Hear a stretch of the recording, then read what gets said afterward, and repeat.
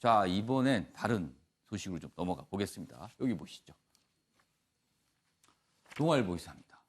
검사 꿈꾸던 청년 윤창호 법으로 남다. 이렇게 돼 있습니다. 윤창호 씨 어제 국군 부산병원서 연결식이 있었습니다.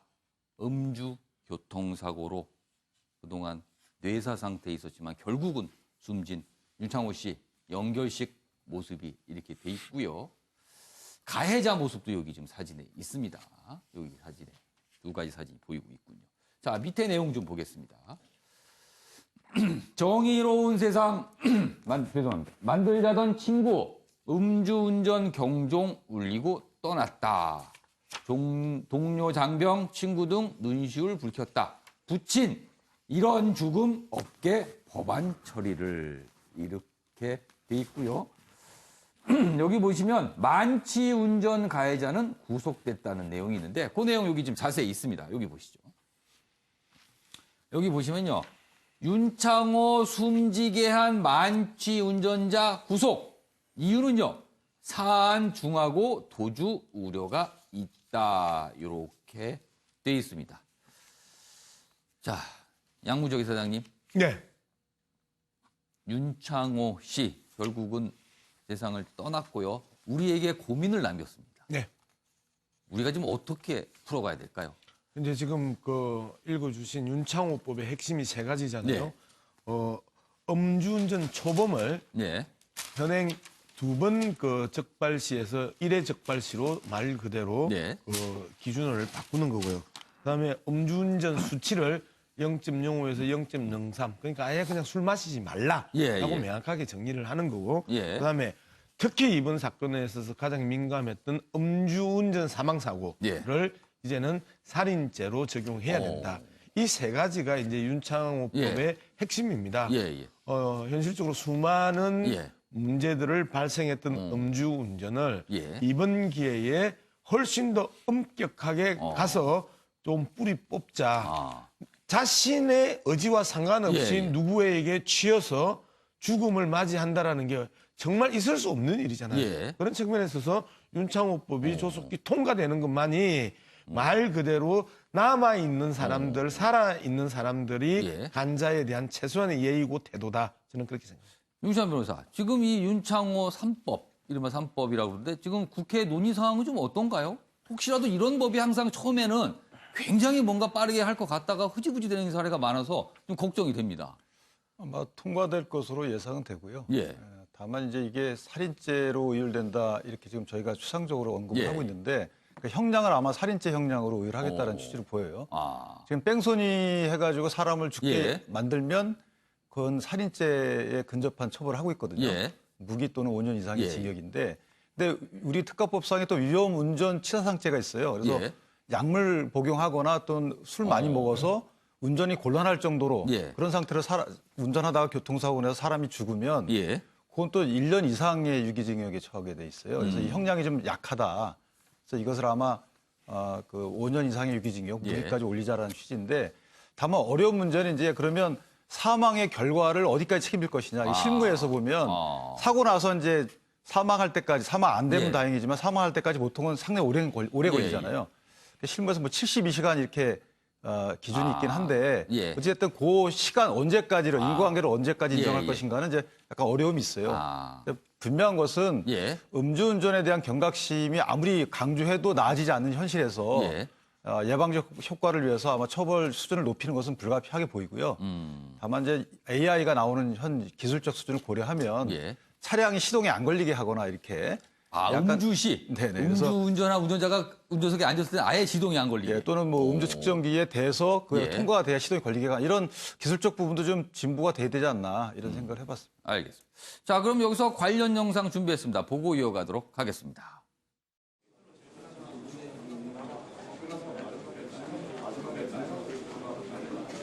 그는 한미동맹의 중추를 담당하는 군사외교관으로서 정해진 규정과 방침을 준수하며 솔선수범하는 참된 군인이었습니다.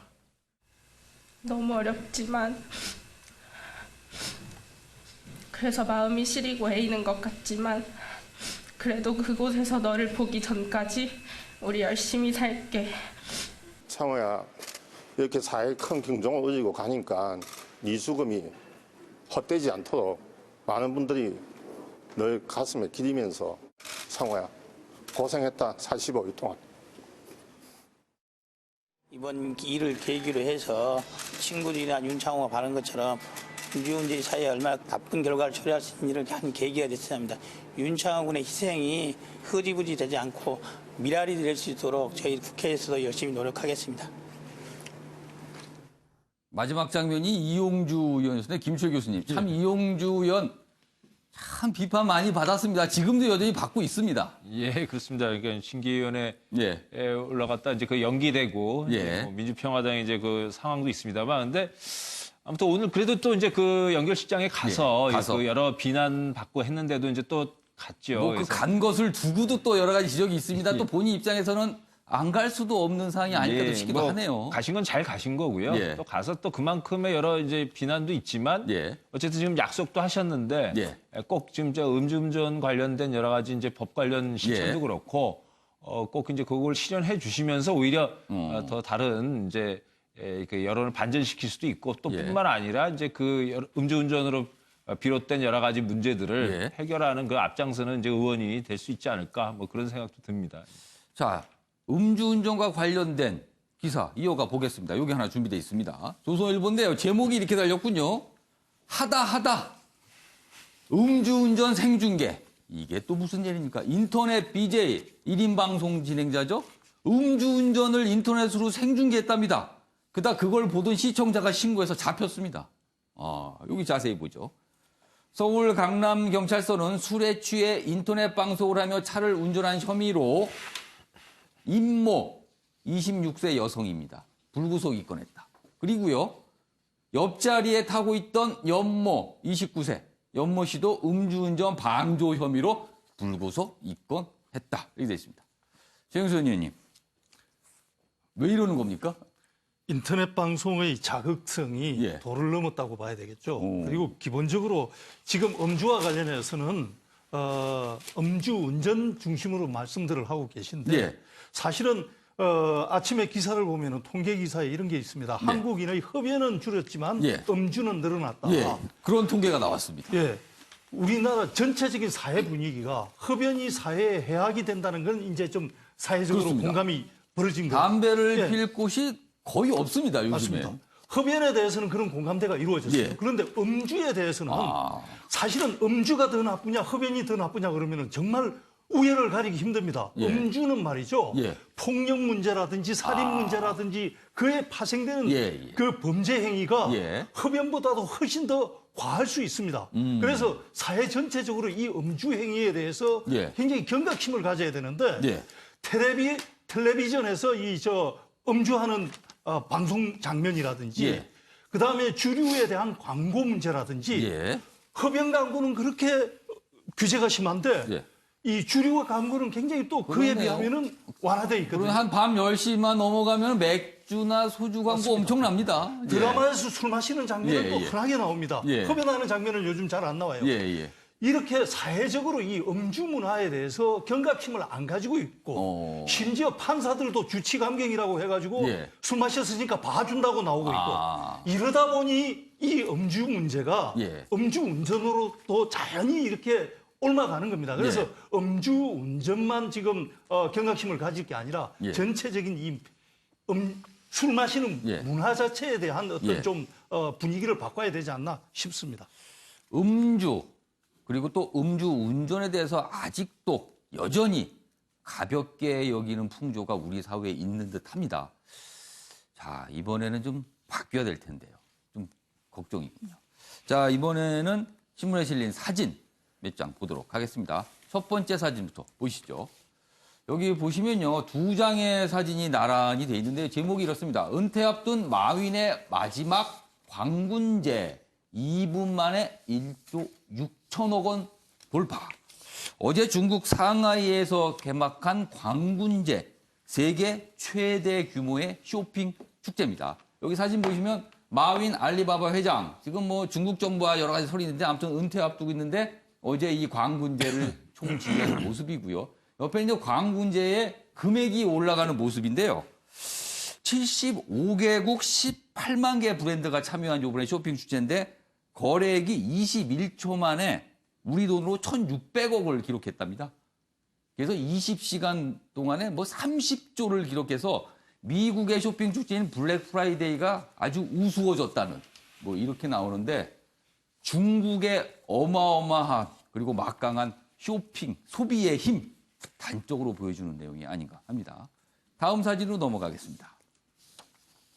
자, 이번에는요, 추모꽃 노인 고시원 화재 현장 이렇게 되어 있습니다. 지난 9일 화재로 7분이 돌아가셨습니다. 서울 종로구 9길 고시원 앞에 놓인 꽃과 추모 편지의 모습들입니다. 반복되는 재난을 우리는 왜 막지 못하는가? 그리고 우리 사회의 빈곤층을 어떻게 보호해야 하는가?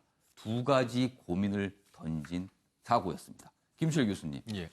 이 두 가지 고민 해결해야 될 것 같아요, 진짜, 이번에. 예, 그렇습니다. 그러니까 뭐 한 두 가지 말씀드리고 싶은데 한 가지는 이게 지금 그냥 가난하면 저렇게 이제 나쁜 공간 이제 이런 데서 살아도 되는 게 아닙니다. 이게 쾌적한 주거 환경에서 살 수 있는 권리가 헌법적으로 보장되어 있습니다. 그러니까 이게 이제 국가의 의무이고 또 사회의 책임인데 이런 걸 그냥 단순하게 가난한 사람 당사자가 알아서 해결할 문제다라고 방치해서는 이제 더 이상 안 되겠고요. 네.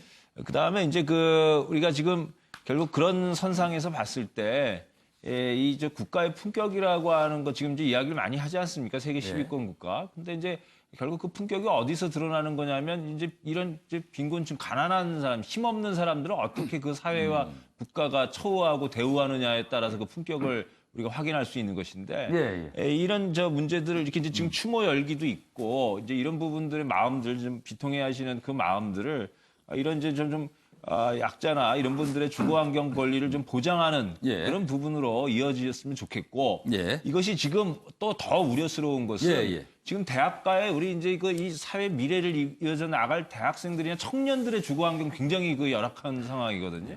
그래서 이게 지금 주거환경 문제를 해결하지 않으면 이게 특정한 빈곤층들만의 비극으로 끝나는 게 아니라 이제 청년 세대까지도 이제 영향을 줄 수 있고 그러면 이제 사회 이제 국가적인 미래의 측면에서도 상당히 어두운 전망들을 가져올 수 있다. 그래서 좀 굉장히 각별한 지금 관심이나 또 지금 빨리 좀 개선들이 필요한 작업이다 이런 걸 좀 알아주셨으면 좋겠다 싶습니다. 알겠습니다.